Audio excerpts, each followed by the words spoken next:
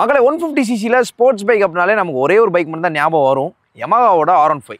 150cc fat வெர்ஷனாக இருக்க motor cycle அப்படின்னா Yamaha R15 மட்டும் தான் நமக்கு தெரியும். பட் நமக்கு தெரியாத ஒரு மோட்டார் சைக்கிள் நிறைய பேர் தெரிஞ்சிருக்கலாம், நிறைய பேர் தெரியாமல் இருந்திருக்கலாம். அப்படிப்பட்ட ஒரு 150cc ஃபேட் மோட்டார் சைக்கிள் தான் நான் உங்ககிட்ட எடுத்துகிட்டு வந்திருக்கேன். Suzuki Gixxer SF 150. இந்த பைக் நிறைய பேர் தெரிஞ்சிருக்கலாம், நிறைய பேர் ஃபேவரட் மோட்டார் சைக்கிளாக இருக்கலாம், பட் நிறைய பேர் தெரியாமல் இருக்குன்னு சொல்லலாம். ஸோ இந்த மோட்டார் சைக்கிள் இந்த செக்மெண்ட்டில் one of the underrated motorcycle and it's affordable in its கிளாஸ்னு சொல்லலாம். Suzuki வந்து இந்த Gixxer SF 150 புதுசாக 2 அப்டேட் கொடுத்துருக்காங்க. அது மட்டும் இல்லாமல் இந்த Suzuki Gixxer SF 150 எப்படி இருக்குது அப்படின்றத இந்த வீடியோவில் பார்ப்போம்.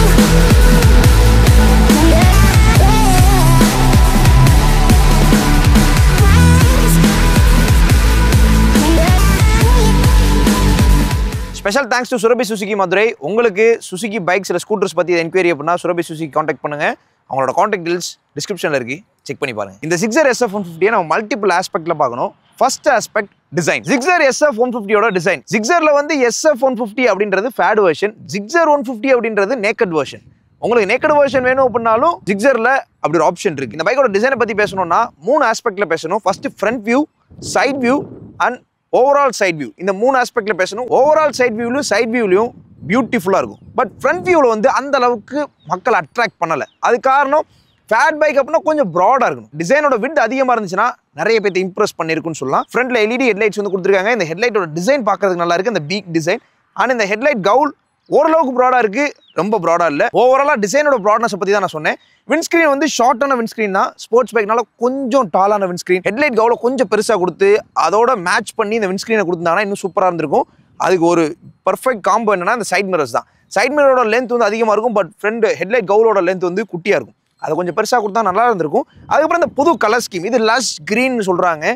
சுசுக்கியில் இந்த green colour option for the first time கொடுத்துருக்காங்க. Silver with green black 3 treatment பார்க்கறதுக்கு நல்லா இருக்கு. இதோட சேர்த்து மொத்தம் 4 கலர் ஸ்கீம். என்னென்ன கலர் ஸ்கீம் அப்படின்றத நீங்க ஸ்க்ரீன்ல பார்க்கலாம். அதுல உங்களுக்கு எந்த கலர் ஸ்கீம் பிடிச்சிருக்குன்றத கமெண்ட்ஸ் சொல்லுங்க. எனக்கு இந்த கிரீன் கலர் ஆப்ஷன் அண்ட் இந்த white with blue colour option பிடிச்சிருந்துச்சு. பிகாஸ் அந்த white with blue colour option அந்த ஹயபுசாவை ரிமெம்பர் பண்ற மாதிரி இருந்துச்சு. ஃப்ரண்ட் ஃபெண்டர் பிளாக் ஃபினிஷ் பண்ணிருக்காங்க. ஃபெண்டரோட சைஸ்மே டீசெண்டா இருக்கு. சைட் ஃபேரிங் ஃபுல் ஃபேரிங் தான். இதுதான் ஃபுல் ஃபேர் மோட்டார் சைக்கிள். ஒரு பர்ஃபெக்டான எக்ஸாம்பிள் சொல்லலாம். அதுக்கு காரணம் இந்த ஃபேரிங்கை சீட் கீழே வரைக்கும் கொண்டு போயிருப்பாங்க. மேக்ஸிமம் ஃபேட் பைக்ஸ்ல இன்னர் ஃபேரிங்கா இருந்தாலும் இவ்வளவு தூரத்தோட க்ளோஸ் பண்ணிடுவாங்க. அதுக்கப்புறம் இங்கே ஒரு பிளாஸ்டிக் ஃபினிஷிங் பண்ணியிருப்பாங்க. பட் சுசுகி அதை பண்ணல. இந்த இடத்துல காஸ்ட் கட்டிங்கே கிடையாது. Full faired motorcycle, proper full ஃபேடாக இருக்குன்னு சொல்லலாம். பாட்டம் ஆஃப் த ஃபேரிங் வந்து கிரீன் கலர், ஆனால் அதில் சுசுகியோட பேட்ச் பிளாக் கலரில் இருக்குது. அந்த ஃபேட் மோட்டார் சைக்கிள் எப்படி இருக்கணும் அதுக்கு தகுந்த மாதிரி உள்ள இந்த ஃபின்ஸ் டிசைன்லாம் கொடுத்துருக்காங்க. அதே மாதிரி இந்த பைக்கோட கிரவுண்ட் கிளியரன்ஸ் 165 mm. அண்ட் சைடில் மேக்ஸிமம் ஃபேட் பைக்ஸில் ஹாட் பிளாஸ்டிக் தான் யூஸ் பண்ணியிருப்பாங்க. பட் இதில் வந்து பியோனா பிளாக் யூஸ் பண்ணியிருக்காங்க. அதுலேயும் SCP அப்படின்னு ஒரு பேட்ச் பண்ணியிருக்காங்க. இந்த பைக் அதிகபட்சமாக ஒரு 45 மைலேஜ் கொடுக்குன்னு சொல்லி கிளைம் பண்ணியிருக்காங்க. நீங்கள் எக்கனாமிக்கலாக ட்ரைவ் பண்ணீங்கன்னா 48 வரைக்கும் எடுக்கலாம். பிகாஸ் பவர் டெலிவரி மேப் வந்து லீனியராக தான் இருக்குது. எஃபிஷியன்சி ஃபோக்கஸ்டு பவர் டெலிவரின்னு சொல்லலாம். டேங்க் டிசைன் இந்த ஃபேட் மோட்டார் சைக்கிளை மேட்ச் பண்ணுற மாதிரி கொடுத்துருக்காங்க. 12 liters ஃபியூல் டேங்க் கெப்பாசிட்டி வந்துருது. ஆனால் அந்த கிராப் ஹேண்டில் ஸ்ட்ராங்கான கிராப் ஹேண்டில் இதை வந்து கிரீன் கலரில் பெயிண்ட் பண்ணியிருக்காங்க. அந்த டீடைல்னஸ் வந்து நல்லா இருக்கு. பெயிண்டோட குவாலிட்டியாக இருக்கட்டும் இல்லை பிளாஸ்டிக்கோட குவாலிட்டியாக இருக்கட்டும், ரெண்டுமே இந்த Gixxer SF 150 பெட்டராக இருக்குன்னு சொல்லலாம். பிகாஸ் ஹாட் பிளாஸ்டிக் கம்மியாக தான் யூஸ் பண்ணியிருக்காங்க. சீட்டிங் லே அவுட் வந்து ஸ்டெப் சீட்ஸ் தான். அண்ட் தென் டெயில் போர்ஷனை ஹாட் பிளாஸ்டிக்ல தான் ஃபினிஷ் பண்ணியிருக்காங்க. ஹாட் பிளாஸ்டிக்காக இருந்தாலும் இந்த பைக்கோட குவாலிட்டி நல்லா இருக்குன்னு தான் சொல்லணும். ஏன் குவாலிட்டியை பற்றி இவ்வளோ தூரம் பேசுகிறேன்னா, while comparing to other motorcycle in 150cc இந்த பைக்கோட குவாலிட்டி நல்லா இருக்கு. இண்டிகேட்டர்ஸ் வந்து ஹாலஜன் பல்பாக தான் கொடுத்துருக்காங்க. எல்இடியாக கொடுத்துருந்தா நல்லா இருந்திருக்கும். Tail lamp LED, head lamp LED, but indicators மட்டும் ஹாலஜன் பல்பா. Still it remains same. எல்இடியாக கொடுத்துருந்தாங்கன்னா it will get into the trend அப்படின்னு சொல்லலாம். அண்ட் நம்பர் பிளேட் ஹோல்டர் வந்துருது. இதெல்லாமே யூஸ்ஃபுல்லான ஒன்று தான். அண்ட் டயர் அக்கர் வந்து நல்ல லென்த்தான டயர் அக்கர் கொடுத்துருக்காங்க. ஸ்போர்ட்ஸ் பைக்கு தேவையான ஒன்று தான், அதை கரெக்டாக கொடுத்துருக்காங்க. ஸ்லீக்கான exhaust can with heat protection பிளேட்ஸோட கொடுத்துருக்காங்க. பட் அது மேலே இருக்க அந்த குரோம் டிப் வந்து பிளாஸ்டிக் தான். ஃபுட் பெக்ஸை கொஞ்சம் ரெஃபைன் பண்ணிட்டு இருக்கலாம். பில்லியன் கொடுத்துருக்க ஃபுட் பெக்ஸே ரைடர் கொடுத்துருந்துருக்கலாம். அது ரப்பராக கொடுத்துருக்காங்க. Anyways it's comfortable. பட் ட்ரெண்டில் வருதா அப்படின்னு கேட்டிங்கன்னா அது மட்டும் தான் கொஞ்சம் கொஸ்டின் மார்க்காக இருக்குது. பட் இந்த ஃபுட் பெக்ஸ் தான் கம்ஃபர்டபுளான ஃபுட் பெக்ஸ். பட் இப்போ நம்ம ட்ரெண்டுக்கு போகிறனால இதை நம்ம வந்து எக்ஸ்ட்ராவாக எதிர்பார்க்குறோம். அப்படி தான் சொல்லணும். சுசுகி சூன் அதை அப்டேட் பண்ணுவாங்கன்னு சொல்லி நம்பலாம். ஸ்விட்ச் கேஸை பற்றி பேசணும் அப்படின்னா அந்த மோட்டார் சைக்கிள் லேண்ட் சேனல்லேருந்து இதே மாதிரி ஸ்விட்ச் கேஸ் தான் கொடுக்குறாங்க. பட் ஸ்டில் இது வந்து போதுமானதான். பட் ஹசார்ட் லாம்ப்ஸ் மட்டும் அவங்க கொடுத்தா நல்லா இருந்திருக்கும். ஷார்ட்டான கிளிப் அண்ட் ஹேண்டில் பார்ஸ், அதனால ரொம்ப அடாப்டபுளாக இருக்குது. சிட்டிக்குள்ளே ஓட்டுறதுக்கு சூப்பராக இருக்குன்னு சொல்லலாம். ஈவன் ஸ்போர்ட்ஸ் பைக் மாதிரி இருந்தாலும் நேக்கட் பைக் ஃபீல் தான் கொடுக்குது. கிளஸ்டர் பார்த்தோன்னா LCD டிஜிட்டல் கிளஸ்டராக வந்து கொடுத்துருக்காங்க. UIலாம் பார்க்குறது நல்லா இருக்குது. சுற்றி இண்டிகேஷன்ஸ் வந்துருது. மேலே டைம் வந்துருது. Fuel gauge level up to 12,000 RPM வரைக்கும் டாக்கோமீட்டர்ஸ் வந்துருது. கியர் பொசிஷன் இண்டிகேட்டரு, ஸ்பீடோமீட்டர், கீழே வந்து ஓடோமீட்டர் வந்துடுது. நைஸ். ரீடவுட்ஸ் பார்த்தோம் அப்படின்னா பேரிங் மோட், ப்ளூடூத் கனெக்டிவிட்டி வந்துடுது. இதில் எஸ்எம்எஸ் கால் நோட்டிஃபிகேஷன் வரும். ட்ரிப் ஏல ஆவரேஜ் மைலேஜ் எவ்வளோ கொடுக்குதுன்றதை காமிக்குது. ட்ரிப் பியில் ஆவரேஜ் மைலேஜ் எவ்வளோ கொடுக்குதுன்றதை காமிச்சிருது. அண்ட் தென் ஆவரேஜ் மைலேஜ் காமிக்குது. அண்ட் பேட்டரியோட வோல்ட். ரீடவுட்ஸ் வந்து எஃபிஷியன்சி ரீடவுட்ஸ் இருக்கு. அதே மாதிரி ஆவரேஜ் ஸ்பீட் எவ்வளோ போயிருக்கு, அண்ட் இன்ஸ்டன்ட் ஃபியூல் எக்கானமி இந்த மாதிரி ரீடவுட்ஸ் இல்லை. ப்ளூடூத் கனெக்டிவிட்டி வந்துருது. எல்சிடியாக கொடுத்துருக்காங்க. இதில் இருக்க இன்ஃபர்மேஷன்ஸ் ரைடர் சென்ட்ரிக்கா அண்ட் போதுமானதாக இருக்குன்னு சொல்லலாம். இந்தியன் மார்க்கெட்டில் நல்ல டிசைன் இருக்க மோட்டார் சைக்கிள் தான் அதிகமாக சேல் ஆகுது. அதனால டிசைன் நம்ம பார்க்குறோம். Gixxer SF150 டிசைன் எப்படி இருக்கு அப்படின்றத நீங்கள் பார்த்தீங்க. செகண்ட் நம்ம எதிர்பார்க்கறது பர்ஃபார்மன்ஸ். இந்த பைக்கில் இருக்க இன்ஜின் வந்து 155cc engine, 13.4 break horse power, 13.8 Nm dark produce பண்ணக்கூடிய இன்ஜின். இந்த பைக் வந்து ஆயில் கூல் டெக்னாலஜியில் தான் ரன் ஆகுது. அதே மாதிரி 5 ஸ்பீட் கியர் பாக்ஸ் தான் கொடுத்துருக்காங்க. நம்ம 150cc இப்போ மிச்ச மோட்டார் சைக்கிள் போய் பார்த்தோம்னா லிக்விட் கூல் சிஸ்டம் கொடுத்துருக்காங்க. 6 ஸ்பீட் கியர் பாக்ஸ் வந்துருது. பவர் இதை விட அதிகம். அப்படி பார்க்கும்போது பர்ஃபார்மன்ஸ் பேஸ்டு மோட்டார் சைக்கிள் பார்க்குறீங்கன்னா இந்த மோட்டார் சைக்கிள் உங்களுக்கு அந்த அளவுக்கு ரைட் ஆப்ஷனாக இருக்காது. பட் இந்த இன்ஜின் எதுக்கு அடாப்ட் ஆகுன்றதையும் சொல்லிடுறேன். இந்த பைக்கோட இன்ஜின் அந்த ரைடிங் டைனாமிக்ஸை நம்ம கம்பேர் பண்ணணும். இந்த பைக்கோட ரைடிங் டைனாமிக்ஸ் வந்து லாங் டிரைவ்ஸ், அதுக்கப்புறம் டெய்லி சிட்டி யூஸ் பண்ணுறதுக்கு, டெய்லி நீங்கள் ஒரு 50 கிலோமீட்டர்ஸ் to 80 கிலோமீட்டர்ஸ் ஓடினாலும் நீங்கள் இந்த மோட்டார் சைக்கிள் வச்சு ரைட் பண்ணலாம். ஸோ அந்த ரைடிங் டைனாமிக்ஸில் இருக்கனால இந்த இன்ஜினோட பவர் அதுக்கு தகுந்த மாதிரி டியூன் பண்ணியிருக்காங்க. உங்களுக்கு பர்ஃபார்மன்ஸ் ரொம்ப அக்ரெசிவாக இருக்காது, பட் லினியராக இருக்கும். போதுமான பர்ஃபார்மன்ஸ் இருக்குன்னு சொல்லலாம். இந்த பைக் அதிகபட்சமாக 45 km/லிட்டர் மைலேஜ் கொடுக்குன்னு சொல்லியிருக்காங்க. நம்ம ரியல் டைமாக பார்க்கும்போது ஒரு 45லேருந்து 48 வரைக்கும் எதிர்பார்க்கலாம். பிகாஸ் பவர் டெலிவரி லினியராக தான் இருக்குது. டார்க்கோட டெலிவரி ரொம்ப அக்ரெசிவாக இல்லை. ஹார்ஸ் பவர் டெலிவரி தான், அதுவும் அபோவ் 5000 மேலே தான் உங்களுக்கு வந்து பீக் ஆகுது. அதனால உங்களுக்கு அந்த மிட் ரேஞ்சிலேருந்து பவர் எதிர்பார்க்கலாம். பட் அந்த லோ ரேஞ்சை வந்து எஃபிஷியன்சி ஃபோக்கஸ்டாக டியூன் பண்ணியிருக்காங்க. அதனால மைலேஜோட ஒரு ஸ்போர்ட்ஸ் பைக் பார்க்குறீங்கன்னா யூ கேன் ப்ரிஃபர் திஸ். அதுவும் பட்ஜெட்டில் பார்க்குறீங்கன்னா. மக்களே, நம்ம கூட சுசுகி Gixxer SF150 இருக்குது. இந்த பைக் எப்படி பர்ஃபார்ம் பண்ணுதுன்றதை பார்ப்போம். ஸ்டார்ட் பண்ணுறேன். கிளச் பிடிச்சா தான் ஸ்டார்ட் ஆகும். ஓகே, ஸ்டார்ட் ஆகும்போது ஒரு கம்ப்யூட்டர் பைக் ரேஞ்ச் தான் இருக்குது. அபவ் 5000 மேலே பீட் கொஞ்சம் அக்ரெசிவாக இருக்குன்னு சொல்லலாம். கிளச் ஆக்சஸ் ஸ்மூத், கியர் ஷிஃப்டிங்கும் ஸ்மூத்தாக பாட்டில் தான் இருக்குது. பார்க்கலாம். பவர் டெலிவரி பார்ப்போம். 1200 RPM moving RPM.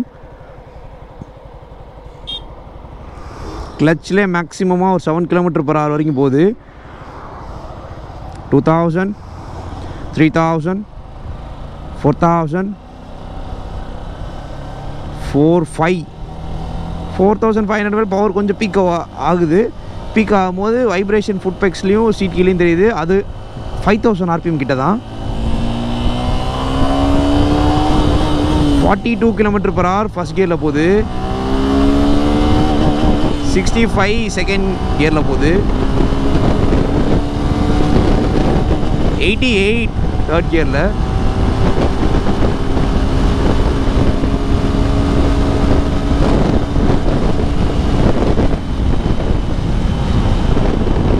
Okay, power delivery ரேஞ்சஸை பற்றி சொல்லணும் அப்படின்னா இனிஷியலில் அந்தளவுக்கு பவர் அக்ரெசிவாக இல்லை.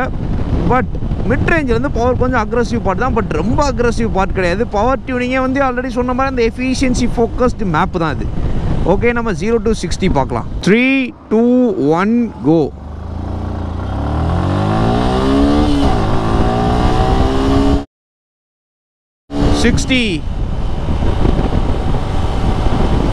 ஓகே, எவ்வளோ நேரத்தில் போச்சு அப்படின்றத நீங்கள் ஸ்க்ரீனில் பாருங்கள். 0 to 100 பார்க்கலாம். 3, 2, 1 கோ.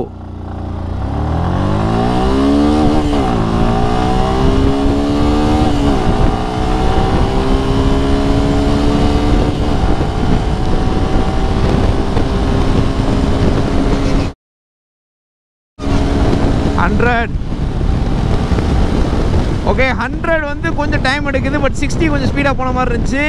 இனிஷியல் ரேஞ்சில் பவர் ஃப்ளாட்டராக தான் இருக்குது. ஃபுல் த்ராட்லே க்ளோஸ் பண்ணாலும், நீங்கள் ஃபுல் ட்விஸ்ட் பண்ணாலும் பவர் டெலிவரி ஃப்ளாட்டு தான். ஸோ அதனால் ஒரு லீனியரான பவர், கம்மியான பவர் இருந்தால் போதுங்க. ஒரு ஸ்போர்ட்ஸ் பைக் வேணும், மைலேஜ் நல்லா கொடுக்கணும்னு நினைக்கிறீங்கன்னா you can prefer this bike.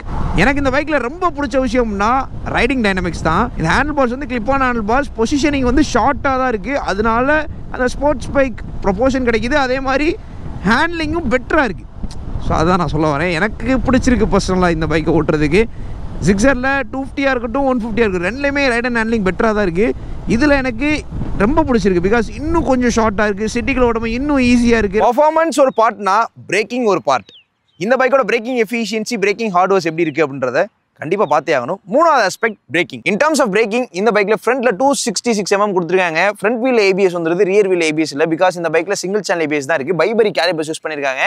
Twelve சேனலாக கொடுத்துருந்தாங்கன்னா நல்லா இருந்திருக்கும். மேபி ஃபியூச்சர் அப்டேட்டில் கொடுப்பாங்கன்னு சொல்லி எதிர்பார்க்கப்படுது. பிரேக்கிங் எப்படி இருக்குது அப்படின்றத நெக்ஸ்ட் பார்ப்போம். ஃப்ரண்ட் டயர்ஸ் வந்து MRF பிராண்ட்லேருந்து போட்டிருக்காங்க. 100/80 செக்ஷன் வீல்ஸ். அலாய் வீலோட டிசைன் பார்க்குறது நல்லா இருக்குது. Spider web alloy wheels.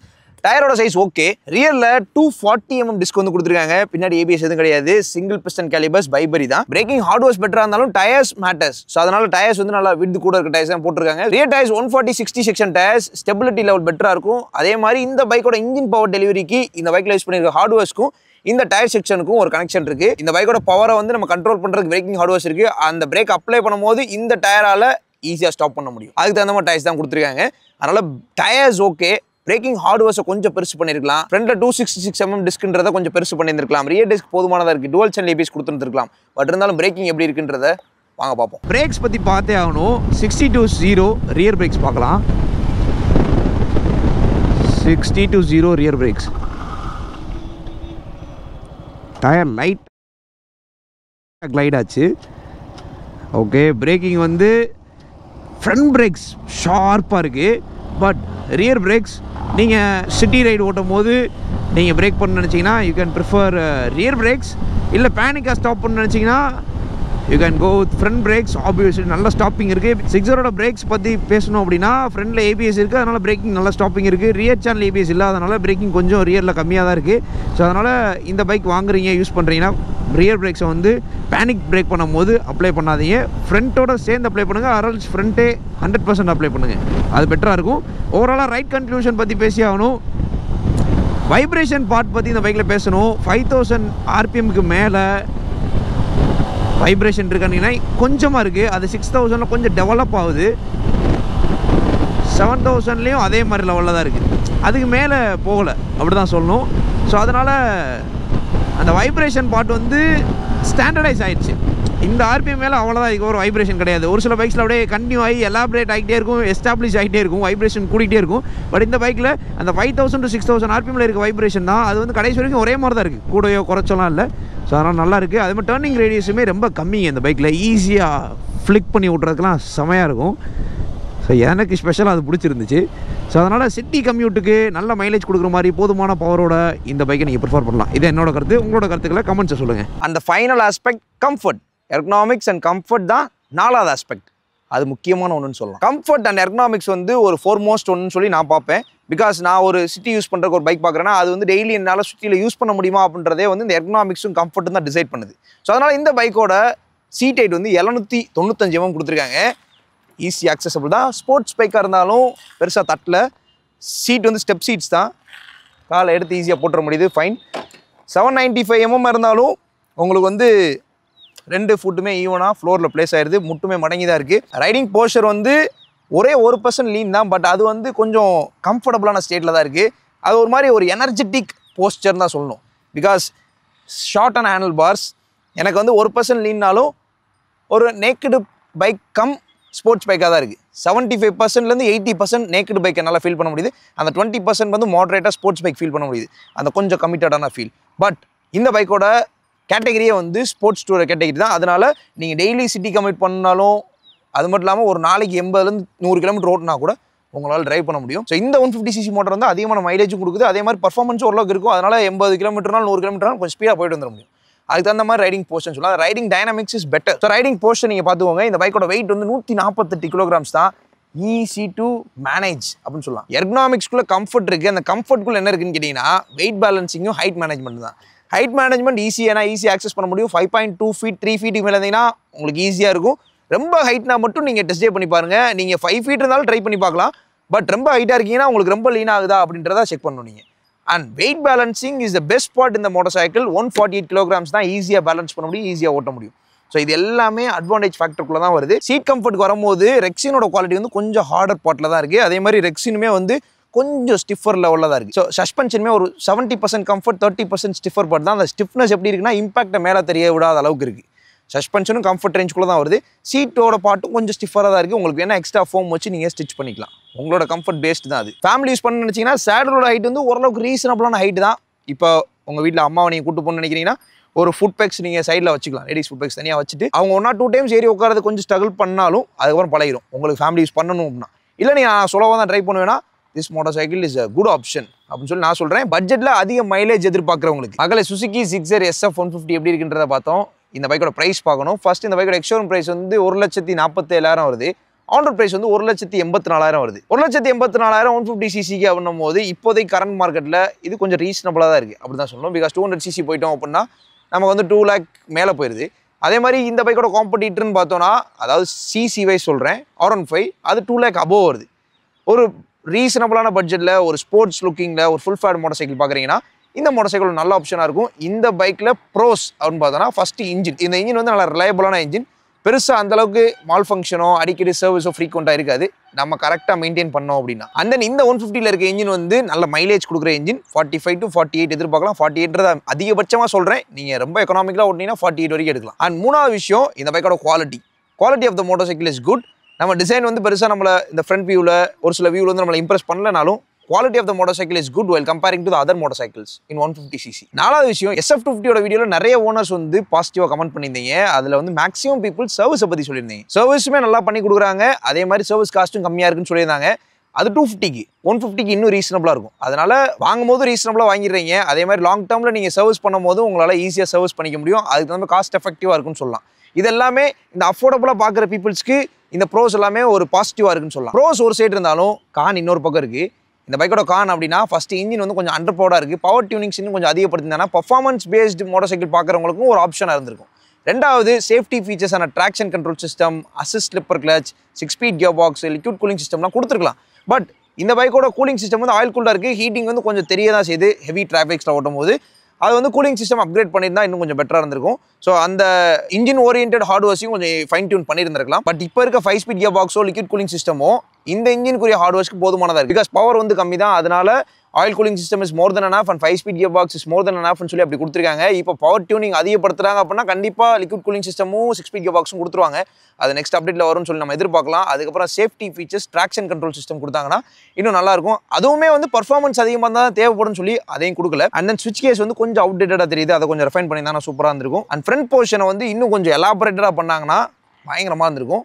இது வந்து என்னோட கருத்து, என்னோட பர்சனல் ஒப்பீனியன். இதெல்லாம் பண்ணாங்கன்னா சூப்பராக இருக்கும். நிறைய பேரோட பையிங் ப்ரிஃபரன்ஸில் இந்த மோட்டார் சைக்கிள் வரும். அவங்களோட பக்கெட் லிஸ்ட்டில் இந்த பைக்கை ஆட் பண்ணுவாங்க. நிறைய மோட்டார் சைக்கிள் மார்க்கெட்டில் டாமினேட் பண்ணுது. அந்த பைக்கில் நிறைய இஷ்யூஸே இருந்தாலும் மக்கள் அதை வாங்குறாங்க. அதுக்கு காரணம் மேஜரான ஒரு சில விஷயங்கள் தான். அந்த ஒரு சில விஷயங்களை இந்த மாதிரி பிராண்ட்ஸ் வந்து ஃபோக்கஸ் பண்ணிட்டாங்கன்னா மக்கள் இந்த மாதிரி மோட்டார் சைக்கிளையும் ப்ரிஃபர் பண்ண ஆரம்பிச்சிருவாங்கன்றதா என்னோட கருத்து. அதை பேஸ் பண்ணி தான் என்னோட ஒப்பீனியன் நான் ஷேர் பண்ணுறேன். இந்த வீடியோ ஃபுல்லாகவே என்னோட ஒப்பீனியன் தான், ப்ரமோஷன் வீடியோலாம் கிடையாது. இது எங்களோட ஓன் ஸ்கிரிப்ட். அதை சொல்லிடுறேன் கண்டிப்பாக, ஏன்னா எல்லா வீடியோலையும் சொல்லுவேன். ஸோ இதான் ஓவராலாகவே சுசுகி ஜிக்ஸர் SF150ல என்னோட கம்ப்ளீட் எக்ஸ்பீரியன்ஸை ஷேர் பண்ணியிருக்கேன். உங்களோட கருத்துக்கள் என்ன? நீங்கள் யாரும் சுசுகி ஜிக்ஸர் SF150 வச்சிருக்கீங்க இல்லை வச்சிருந்தீங்க அப்படின்னா உங்களோட கருத்துக்களை கீழே ஒரு டிஸ்கிரிப்ஷனில் கொடுங்க. அது வந்து இந்த பைக்கை வாங்கலாமா வேணாமான்னு சொல்லி டைலமோவில் இருக்கவங்களுக்கு ஹெல்ப் பண்ணுன்னு சொல்லலாம். அதனால தான் நான் கமெண்ட்ஸில் வந்து உங்களோட கருத்துக்களை கொடுங்கன்னு சொல்கிறேன். அது வந்து ஒரு ஷார்ட் டேர்ம் ஆஃப் யூசர் ரிவ்யூன்னு கூட சொல்லலாம். அதே மாதிரி இந்த சுசுகி ஜிக்ஸர் SF150 எத்தனை பேருக்கு ஃபேவரட் மோட்டார் சைக்கிள் அப்படின்றதையும் கமெண்ட் பண்ணுங்கள். பைக் ரைட் பண்ணும்போது ஹெல்மெட் வியர் பண்ணுங்கள். லாங் டிரைவ் போகிறீங்க அப்படின்னா கியர்ஸ் என்ஷூர் பண்ணுங்கள். And right safely.